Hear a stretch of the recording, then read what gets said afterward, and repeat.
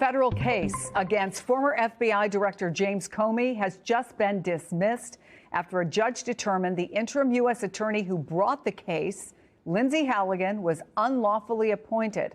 I want to bring in MS Now senior legal reporter Lisa Rubin, legal affairs reporter Fallon Gallagher, and Peter Baker stays with me. Guys, I was just handed the 29 pages of this. Avez-vous déjà eu le sentiment que quelque chose était sur le point de se briser, comme si les fondements d'une nation entière étaient mis à l'épreuve sous vos yeux, mais que personne ne le disait à voix haute? Ce qui vient de se passer aux États-Unis n'est pas un incident isolé. C'est une plaie ouverte, exposée à la télévision nationale, qui remet en question les fondements mêmes du système démocratique. Donald Trump, le président en exercice, s'est exprimé publiquement lors d'un événement en direct et devant les caméras et les témoins, a directement attaqué la Constitution. Et ce qui s'est passé ensuite était quelque chose que nous n'avions jamais vu auparavant. L'un des 9 juges de la Cour suprême des États-Unis s'est levé et a quitté la salle en signe de protestation, sous le choc, comme s'il exprimait avec son corps ce qu'il ne pouvait pas dire avec des mots. Un juge de la Cour suprême n'abandonne pas un événement présidentiel. Pour n'importe quelle raison, ils sont formés pour rester neutres, pour ne pas s'impliquer dans des conflits politiques, pour rester au-dessus des jeux partisans. Mais ce que Trump a dit sur cette scène dépassait les limites de l'acceptable. Il a suggéré que son autorité présidentielle le plaçait au-dessus de la loi, qu'aucun juge, pas même ceux de la plus haute cour du pays, n'aurait le droit de contester ses décisions. Et lorsque cette ligne a été franchie, il n'y avait plus de place pour le silence. La réaction de la Cour suprême a été immédiate. Le président de la Cour suprême, John Roberts, connu pour son style réservé et son aversion pour les scandales, a décidé de publier une note publique. Ce n'était pas une réponse ordinaire, ce n'était pas un commentaire superficiel, c'était un avertissement historique, dans des termes mesurés, mais lourds de sens. Roberts a affirmé que le fait de ne pas être d'accord avec une décision judiciaire ne justifie pas les attaques personnelles, et encore moins les demandes de destitution. Il a souligné que la voie légale existe précisément pour traiter les divergences et que ne pas la respecter, c'est mépriser l'essence même du système américain. Pendant ce temps, Trump poursuivait son offensive, traitant les juges de fous, exigeant la destitution des magistrats qui ne sont pas d'accord avec son programme, et insinuant à plusieurs reprises que sa volonté devrait passer avant tout verdict judiciaire. Nous ne parlons plus ici de politique ordinaire, nous parlons d'une rupture institutionnelle. La tension entre les pouvoirs n'a jamais été aussi visible. Les juristes, les professeurs et les spécialistes du droit constitutionnel tirent la sonnette d'alarme depuis des mois. Mais aujourd'hui, et ce n'est plus de la théorie, c'est de l'action. Et cette action est télévisée, documentée, vécue en temps réel. Réfléchissez bien. Le président des États-Unis, réélu pour un second mandat, attaque ouvertement le système de frein et contrepoids qui devrait limiter le pouvoir individuel. Et sa base l'applaudit. Ses alliés politiques, pour la plupart, restent silencieux. Et la Cour suprême est contrainte de défendre son existence même devant le public. Cela ne s'est jamais produit auparavant. Et vous devez comprendre ce que cela signifie. Il ne s'agit pas seulement d'un discours enflammé, il s'agit d'une tentative de transformer la présidence en une figure incontestable, sans barrière, sans frein, sans obligation d'obéir à la Constitution. Il s'agit du danger réel que le pays glisse vers un modèle de gouvernement où l'exécutif domine tout. Les déclarations de Trump vont au-delà des mots. Il a utilisé des mesures exécutives pour expulser des personnes sans procédure judiciaire, pour invoquer la garde nationale dans des situations discutables, pour modifier des politiques commerciales entières sans consulter le Congrès. Et dans chacune de ces actions, il y a un fil conducteur, l'idée que le président peut tout faire et que les institutions qui osent le remettre en question doivent être discréditées ou détruites. Quand un juge de la Cour suprême se lève et quitte la salle, il ne fait pas seulement part de son indignation. Il signale que les limites ont été franchies, que le président ne se contente pas de gouverner avec fermeté. Il gouverne au mépris des règles. Et ce mépris, s'il n'est pas maîtrisé, peut se propager comme un virus. Dans sa déclaration, Roberts a clairement indiqué que la destitution n'est pas un outil permettant de régler des divergences juridiques. Cette phrase, à elle seule, est déjà une réponse directe à la tentative de Trump de destituer des juges simplement parce qu'ils ne sont pas d'accord avec lui. Et c'est précisément pour cette raison que ce moment est si grave. Lorsque le président exige une obéissance totale et que toute voix dissidente devient la cible d'attaques personnelles ou de menaces institutionnelles, que reste-t-il de la démocratie? Lorsque le chef de l'exécutif décide qu'il n'a plus à rendre de compte au pouvoir judiciaire, que reste-t-il de la Constitution? Et lorsque la moitié du pays adhère à cette logique, lorsqu'une partie de la population se réjouit à l'idée que le président soit au-dessus des lois, que reste-t-il de la société civile? Ce n'est pas une question de gauche ou de droite, c'est une question de structure. Il s'agit de ce qui soutient la coexistence démocratique, de ce qui garantit que les décisions sont révisées, que les abus sont contenus, que les gouvernements, aussi populaires soient-ils, ne deviennent pas autoritaires. La Cour suprême des États-Unis n'a pas de force militaire, elle n'a pas de soldats, elle n'a pas d'armes, elle n'a que l'autorité morale et institutionnelle qui lui a été conférée au fil des siècles. Et si un président décide d'ignorer cette autorité, et si la population le laisse faire, alors nous sommes confrontés à un problème bien plus grave qu'un simple litige juridique. Nous sommes confrontés à l'effondrement d'un contrat social. Trump croit pouvoir se placer au-dessus de la Constitution. Et quand quelqu'un d'aussi puissant croit cela, toute la société doit réagir, avec conscience, avec résistance, avec action.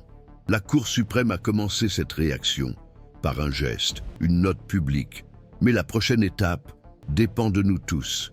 Et si vous êtes ici, à regarder, à réfléchir, à essayer de comprendre ce qui est en jeu, sachez que vous faites déjà partie de cette résistance. C'est pourquoi, si ce contenu a du sens pour vous, si vous avez l'impression que personne d'autre n'explique ce qui se passe réellement, si vous voulez continuer à suivre cette histoire, en profondeur et en toute vérité, abonnez-vous à la chaîne dès maintenant, car cette bataille institutionnelle ne fait que commencer. Et vous devez être prêts pour ce qui vous attend.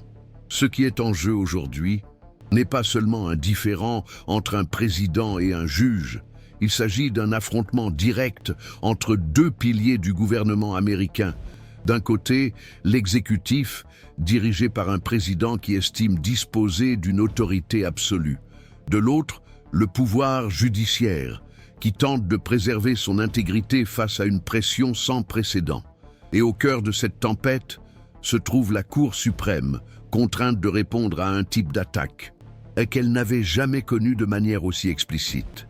Les décisions qui seront prises dans les prochains mois auront un impact direct non seulement sur le fonctionnement du gouvernement, mais aussi sur le concept même de séparation des pouvoirs.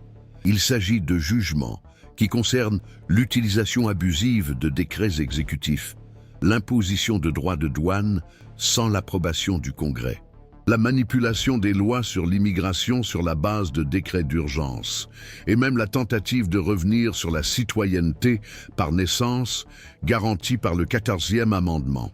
Chacun de ces cas, pris isolément, serait déjà sujet à débat au niveau national. Mais ensemble, ils composent un tableau alarmant de l'expansion du pouvoir présidentiel qui défie des siècles de précédents constitutionnels. Ce qui préoccupe le plus les spécialistes de la Constitution, c'est le fait que Trump ne cache pas ses intentions. Il n'essaie pas de dissimuler ses actions derrière des subtilités juridiques ou des stratégies discrètes. Au contraire, il expose ouvertement sa vision selon laquelle le président doit avoir carte blanche pour agir comme il l'entend, tant qu'il bénéficie du soutien populaire. C'est le point central du discours qu'il a construit. Sa légitimité aux urnes justifie toute décision aussi autoritaire soit-elle. Mais cette idée est exactement le contraire de ce que représente la Constitution des États-Unis. Le système américain a été créé précisément pour empêcher la volonté d'un seul homme, même élu, de prévaloir sur les institutions. Les fondateurs de la nation craignaient le pouvoir concentré. Ils savaient que la démocratie ne peut se maintenir que lorsqu'il existe des limites claires, un équilibre entre les pouvoirs et des règles qui ne peuvent être violées, même au nom de la popularité. Et c'est précisément ce qui est en jeu aujourd'hui.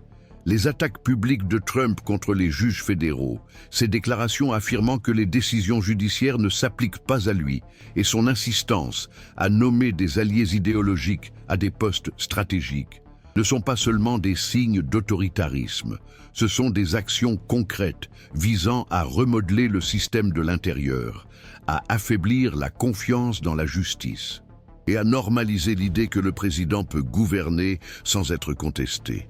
Et l'impact de cela va au-delà des tribunaux. Il atteint les rues, les universités, les débats publics.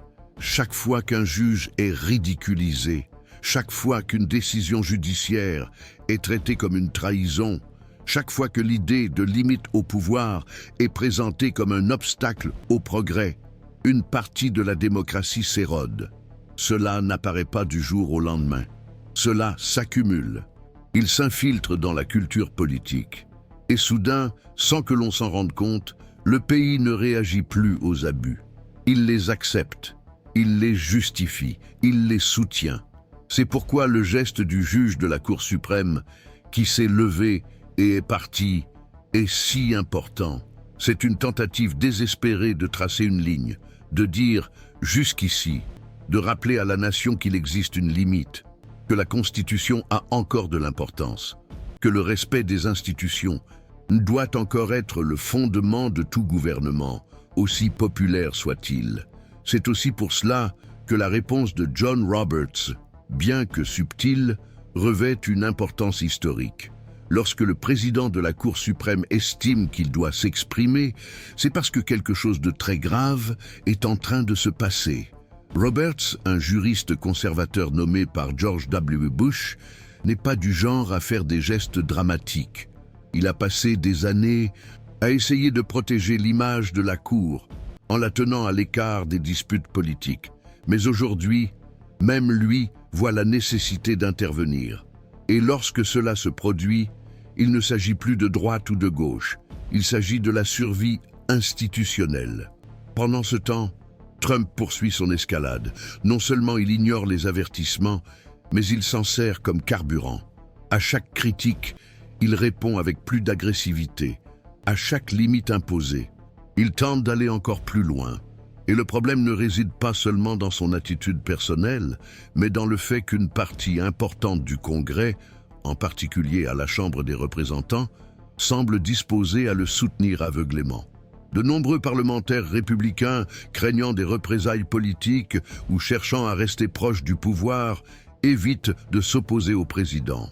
D'autres approuvent publiquement ses attaques contre la justice, répétant ses accusations et participant à la campagne de discrédit de l'exécutif.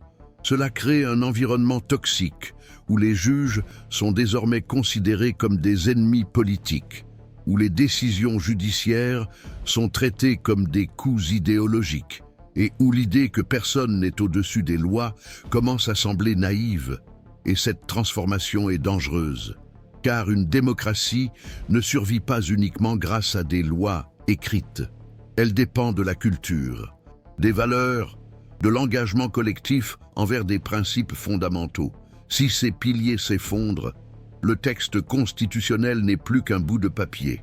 Et dans ce contexte, la Cour suprême est mise à l'épreuve comme jamais auparavant. Ses membres savent que toute décision limitant les pouvoirs de Trump sera accueillie avec fureur. Ils savent qu'ils seront attaqués, que leur vie privée sera fouillée, que leurs décisions seront remises en question sur la place publique. Mais malgré tout, ils doivent prendre une décision. Ils doivent fixer des limites. Ils doivent dire jusqu'où va le pouvoir d'un président et où commence l'empire de la loi. Ce qui rend la situation encore plus tendue, c'est le fait que bon nombre des juges actuels de la Cour suprême ont été nommés par Trump lui-même. Ils ont accédé à leur poste avec son soutien, ont été célébrés par sa base et sont considérés comme des alliés idéologiques. Et maintenant, ils ont la responsabilité de juger l'homme qui les a mis là. Parviendront-ils à agir en toute indépendance? Résisteront-ils à la pression? Placeront-ils la Constitution au-dessus de leur loyauté personnelle?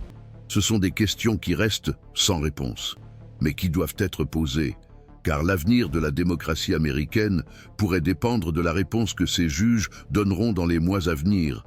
Seront-ils les gardiens de la Constitution ou les complices de son érosion? Et nous, en tant que société, devons suivre ce processus de près. Nous devons comprendre ce qui est en jeu. Nous devons prendre position. Nous devons protéger ce qui reste de l'intégrité institutionnelle.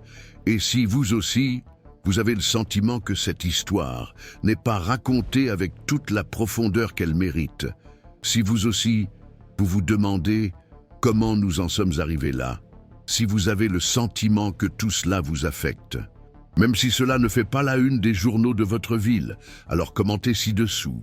Dites ce que vous ressentez. Écrivez. Moi aussi, j'en ai assez de voir la Constitution bafouée. Votre voix compte. Votre indignation peut réveiller d'autres personnes. Et votre participation ici contribue à maintenir cette conversation vivante. C'est ainsi que l'on défend la démocratie, en communauté. Il est impossible d'assister à tout cela sans se demander comment nous en sommes arrivés là. Comment un pays qui, il y a quelques décennies encore, était considéré comme un symbole mondial d'équilibre institutionnel et de respect des lois, se retrouve aujourd'hui au bord d'une rupture entre les pouvoirs, avec un président qui attaque ouvertement la Cour suprême et menace l'essence même de ce que signifie vivre sous une constitution. La vérité, c'est que cet effondrement ne s'est pas produit du jour au lendemain. Il s'est construit petit à petit, à travers les fissures laissées par l'extrême polarisation, le discrédit jeté sur la presse, la désinformation qui se propage plus vite que n'importe quelle décision judiciaire. Chaque fois qu'une autorité enfreint un principe fondamental, sans en subir les conséquences, le tissu démocratique s'effiloche. Chaque fois qu'un juge est traité de traître pour avoir fait son travail, le système perd un peu plus de sa crédibilité. Et chaque fois que le peuple s'habitue à cela, il devient plus difficile de réparer les dégâts. Trump l'a compris très tôt. Il a compris que sa force ne réside pas seulement dans la fonction qu'il occupe, mais dans sa capacité à façonner la réalité, telle que la perçoivent des millions de personnes, en répétant que les médias mentent, que les juges sont contre le peuple, que tout le système est corrompu sauf lui. Il crée un récit dans lequel toute décision contraire devient une persécution. Toute critique devient une conspiration, et toute limite imposée devient une preuve qu'il a raison. C'est sa méthode, et ça marche. Elle fonctionne parce qu'elle trouve un terrain fertile dans une population épuisée, méfiante, divisée. Et maintenant, face à une Cour suprême sous pression, le jeu est devenu encore plus risqué, car si la Cour cède, recule, légitime ce type de comportement, elle ouvre un précédent qui ne pourra plus être fermé. D'autres viendront, avec d'autres agendas, d'autres styles, mais avec la même leçon apprise. Si vous êtes assez audacieux, si vous criez plus fort, si vous avez suffisamment de partisans, vous pouvez enfreindre n'importe quelle règle. Vous pouvez fouler aux pieds la Constitution. Vous pouvez vous placer au-dessus du système. Et cela, plus que n'importe quelle décision ponctuelle, est le véritable risque. Parce que cela change la logique du pouvoir. Parce que cela transforme les limites légales en suggestions. Parce que cela ouvre la voie à un gouvernement qui n'a plus à rendre de compte. Parce que cela normalise l'inacceptable. Et vous pouvez penser que tout cela est trop grand, trop lointain, trop abstrait. Mais ce n'est pas le cas. Cela a un impact direct sur votre vie, votre liberté, votre capacité à croire que les institutions existent pour vous protéger et non pour protéger ceux qui sont au pouvoir. Lorsque le pouvoir judiciaire perd son autorité, tout le monde perd sa protection. Et lorsque le pouvoir exécutif commence à définir seul ce qui est bien ou mal, la seule chose qui reste est l'obéissance. C'est là où nous en sommes. Ce n'est pas une prévision, c'est le portrait de la situation actuelle. Un juge se lève en silence. Le président de la Cour suprême écrit une lettre. Et le président l'ignore. Il rit, il attaque, il continue comme si de rien n'était. Mais ce n'est pas le cas. Cela se passe sous nos yeux. Et si rien n'est fait, il sera trop tard pour dire que nous n'avons rien vu. C'est pourquoi il est si important d'en parler, de partager, de comprendre. Car l'enjeu dépasse largement Trump. Cela va au-delà d'un mandat, cela va au-delà d'un parti. Ce qui est en jeu, c'est l'avenir de la présidence, le rôle de la justice, la valeur de la loi, la force de la Constitution. Ce que nous vivons aujourd'hui sera étudié dans les écoles, dans les livres d'histoire, dans les tribunaux de demain. Et chacun d'entre nous, en regardant en silence ou en prenant position, écrira ce chapitre. Et si vous êtes arrivé jusqu'ici dans cette vidéo, c'est parce que vous vous souciez de la situation, parce que vous la ressentez, parce que vous comprenez qu'il ne s'agit plus de droite ou de gauche, il s'agit du pays, de la liberté, de la vérité. Alors, si ce contenu vous a aidé à y voir plus clair, partagez-le. Envoyez-le à quelqu'un qui a également besoin de se réveiller. Et si vous n'êtes pas encore abonné à la chaîne, c'est le moment de le faire. Ici, nous disons ce que beaucoup n'ont pas le courage de dire. Ici, la vérité compte. Abonnez-vous dès maintenant et restez avec nous. Parce que les prochaines semaines seront décisives et vous devez être informés, vous devez être conscients, vous devez être prêts. Parce que lorsque la Constitution est bafouée par ceux qui devraient la défendre, il ne reste plus que nous pour la protéger. Et l'histoire nous appelle.